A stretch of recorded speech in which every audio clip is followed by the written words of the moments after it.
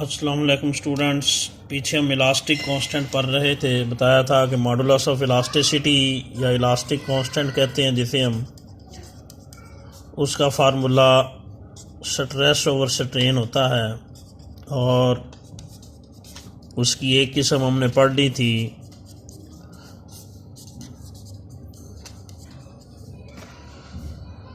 जो Young's modulus. तो आगे दूसरी किस्म पढ़ते हैं। इसको जहन में रखते हुए अगर स्ट्रेस जो है वो दूसरी किस्म की यानी वॉल्यूमेट्रिक स्ट्रेस हो,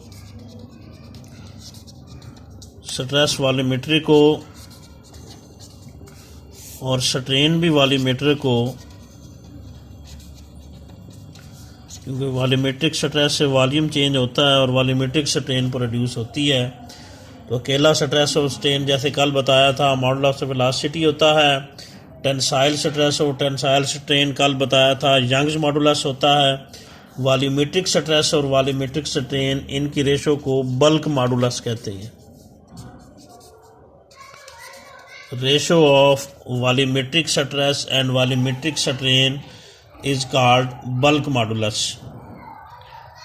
वॉल्यूमेट्रिक स्ट्रेस और वॉल्यूमेट्रिक स्ट्रेन की रेशो एक ख़ास किस्म का इलास्टिक मॉडुलस होगा जिसे हम बल्क मॉडुलस कहेंगे।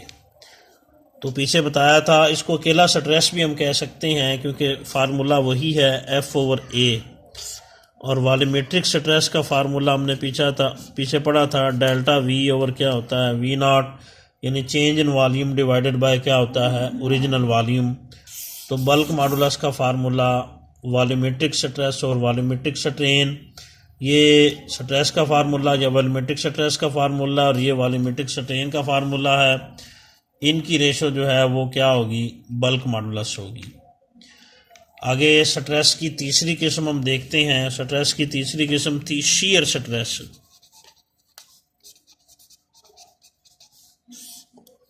शीयर स्ट्रेस अप्लाई करेंगे, शेप में चेंज आएगी, जो स्ट्रेन प्रोड्यूस होगी वो भी शीयर होगी।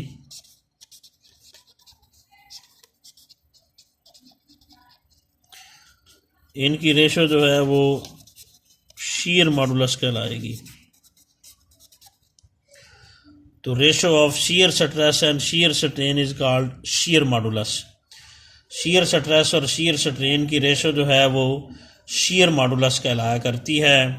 यानी इनकी डेफिनेशन हमने पीछे पढ़ ली थी। ये स्ट्रेस की तीसरी किस्म है, स्ट्रेन की भी तीसरी किस्म है। तो ratio of shear stress and shear strain is called shear modulus. Shear stress और शीयर स्ट्रेन की रेशो शीयर मॉडुलस कहलाती है। शीयर स्ट्रेस का फार्मूला हमने पढ़ा था, ये F/A होता है जो स्ट्रेस का फार्मूला है, और शीयर स्ट्रेन का फार्मूला tan थीटा या अप्रॉक्सीमेटली क्या था, थीटा था। तो ये शीयर मॉडुलस का रिलेशन बनेगा F/A divided by tan theta. ये शीयर स्ट्रेस है और ये शीयर स्ट्रेन है। स्टूडेंट्स ये भी याद रखिएगा कि मॉडुलस ऑफ इलास्टिसिटी का फार्मूला स्ट्रेस ओवर स्ट्रेन होता है। और पीछे हमने पढ़ा था कि स्ट्रेस का यूनिट होता है न्यूटन पर मीटर स्क्वायर, जिसे हम पास्कल भी कहते हैं। ये पीछे पढ़ा था क्योंकि स्ट्रेस होता है फोर्स ओवर एरिया। ये पीछे पढ़ा भी था, दोबारा देख लें। स्ट्रेस होता है फोर्स ओवर एरिया। फोर्स का यूनिट न्यूटन होता है, एरिया का यूनिट क्या होता है मीटर स्क्वायर। तो स्ट्रेस का यूनिट बनता है न्यूटन पर मीटर स्क्वायर, जिसे पास्कल भी कह सकते हैं। तो स्ट्रेस का यूनिट न्यूटन पर मीटर स्क्वायर होता है। स्ट्रेन का हमने पीछे पढ़ा था, ये सिमिलर क्वांटिटीज़ की रेशो होती है। इसका कोई यूनिट नहीं होता, कोई डायमेंशन नहीं होती। स्ट्रेन सिमिलर क्वांटिटीज़ की रेशो होती है, इसलिए इसका कोई यूनिट नहीं होगा, कोई डायमेंशन नहीं होगी। तो स्ट्रेस का यूनिट न्यूटन पर मीटर स्क्वायर है, स्ट्रेन का कोई यूनिट नहीं होता। तो मॉडुलस ऑफ इलास्टिसिटी का यूनिट क्या बनेगा, न्यूटन पर मीटर स्क्वायर। यानी जो यूनिट स्ट्रेस का होगा वही यूनिट मॉडुलस ऑफ इलास्टिसिटी का भी होगा, न्यूटन पर मीटर स्क्वायर या पास्कल। तो इससे नेक्स्ट टॉपिक है elastic limit and yield strength.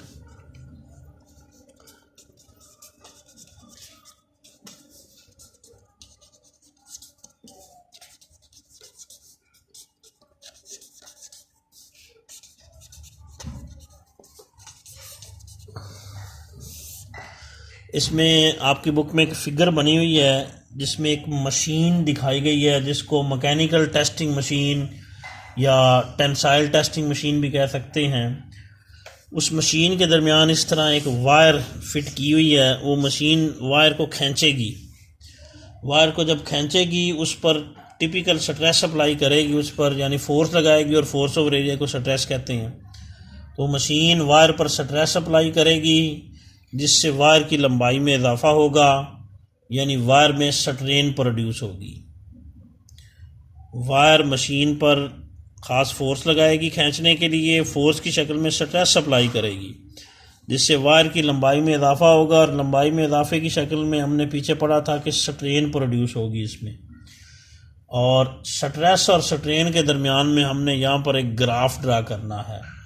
वो मशीन, उसके ऊपर एक जो कंप्यूटर के मॉनिटर की तरह एक स्क्रीन लगी हुई होगी LCD की तरह, वो मशीन जो है वो स्ट्रेस और स्ट्रेन का ग्राफ खुद ही अपनी स्क्रीन पे शो कर देगी। जो मैकेनिकल टेस्टिंग मशीन है दोनों काम करेगी, एक तो इस पर स्ट्रेस अप्लाई करेगी, उसमें जो स्ट्रेन प्रोड्यूस होगी उनको नोट करेगी, स्ट्रेस और स्ट्रेन की मुख्तलिफ वैल्यूज़ लेकर मशीन उनके दरमियान में एक ग्राफ ड्रा कर देगी, और वो ग्राफ खुद ही मशीन अपने इलेक्ट्रॉनिक सिस्टम से ड्रा कर देगी। उसकी स्क्रीन पर हमें स्ट्रेस और स्ट्रेन के दरमियान बना हुआ ग्राफ नज़र आएगा जिसे स्ट्रेस स्ट्रेन कर्व कहते हैं।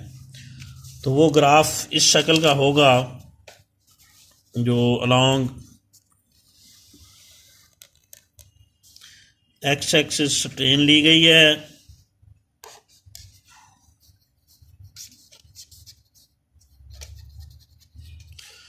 और अलोंग वाई एक्सिस जो है वो स्ट्रेस ली गई है। तो यूं करके ग्राफ बनेगा।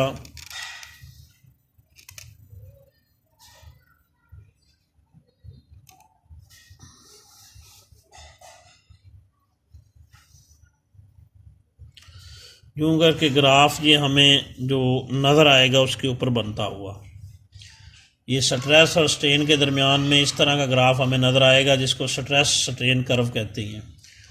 इस ग्राफ के मुख्तलिफ पॉइंट्स हम यहाँ पर डिस्कस करेंगे, उनकी मुख्तलिफ डेफिनेशनें हम यहाँ देखेंगे। तो इस ग्राफ के मुख्तलिफ पार्ट्स होंगे। पहले हम O और A वाला पार्ट्स देखेंगे जो कि मुकम्मल स्ट्रेट लाइन है। तो O से A तक जो ग्राफ का रीजन है वो प्रोपोर्शनल लिमिट कहलाता है। इसकी डेफिनेशन हम यूं कर सकते हैं कि ये मैक्सिमम ग्राफ है, मैक्सिमम स्ट्रेस है जो एक बॉडी बर्दाश्त कर सकती है जब तक स्ट्रेस और स्ट्रेन एक दूसरे के क्या रहें, डायरेक्टली प्रोपोर्शनल रहें। ये वो मैक्सिमम स्ट्रेस है जहाँ तक स्ट्रेस और स्ट्रेन एक दूसरे के क्या हैं, डायरेक्टली प्रोपोर्शनल हैं, उसको प्रोपोर्शनल लिमिट कहेंगे। स्ट्रेस हम इससे ज़्यादा भी बढ़ा सकते हैं, लेकिन अगर इस A से ज़्यादा स्ट्रेस बढ़ाएंगे हम तो फिर ये दोनों एक दूसरे के डायरेक्टली प्रोपोर्शनल नहीं रहेंगे। ग्राफ यूं करके क्या होगा, बेंड हो जाएगा। तो O से A तक का इलाका प्रोपोर्शनल लिमिट कहलाता है। यहाँ स्ट्रेस और स्ट्रेन एक दूसरे के डायरेक्टली प्रोपोर्शनल होते हैं। A से मज़ीद अगर हम स्ट्रेस को बढ़ाएं तो फिर प्रोपोर्शनैलिटी नहीं रहती, क्योंकि एक लाइन ग्राफ कर्व हो गया है। इसका मतलब ये दोनों एक दूसरे के डायरेक्टली प्रोपोर्शनल नहीं रहे। लेकिन A से B तक, ये पॉइंट B है, A से B तक इलास्टिसिटी रहती है। इलास्टिसिटी का मतलब है कि उस वायर पर हम स्ट्रेस अप्लाई करेंगे तो उसकी लेंथ में इजाफा हो जाएगा, और स्ट्रेस अप्लाई करना बंद करेंगे तो वो वायर अपनी इनिशियल कंडीशन में क्या होगी, वापस आ जाएगी। ये डेफिनेशन हमने इलास्टिसिटी के पीछे पढ़ी थी कि एक बॉडी पर फोर्स अप्लाई करें, उसकी शेप में चेंज आ जाए। फोर्स अप्लाई करना बंद करें तो बॉडी अपनी असली हालत में अगर वापस आ जाए, तो ये खासियत जो है वो इलास्टिसिटी कहलाती है। तो B तक बॉडी में इलास्टिसिटी रहेगी, यानी B तक अगर हम स्ट्रेस अप्लाई करेंगे तो यूं करके ग्राफ बनेगा। स्ट्रेस अप्लाई करना बंद करेंगे, बॉडी अपनी असली शक्ल में वापस आ जाएगी, ग्राफ भी ओरिजिन O पे वापस आ जाएगा। तो B तक मटेरियल में इलास्टिसिटी रहेगी। इसको सिग्मा ई कहते हैं, यानी इलास्टिक लिमिट। ए तक प्रोपोर्शनल लिमिट थी और बी तक क्या है, इलास्टिक लिमिट है, यानी बी तक मटेरियल में इलास्टिसिटी बरकरार रहेगी। इसलिए ओ से बी तक रीजन जो है वो क्या कहलाएगी, इलास्टिक लिमिट कहलाएगी।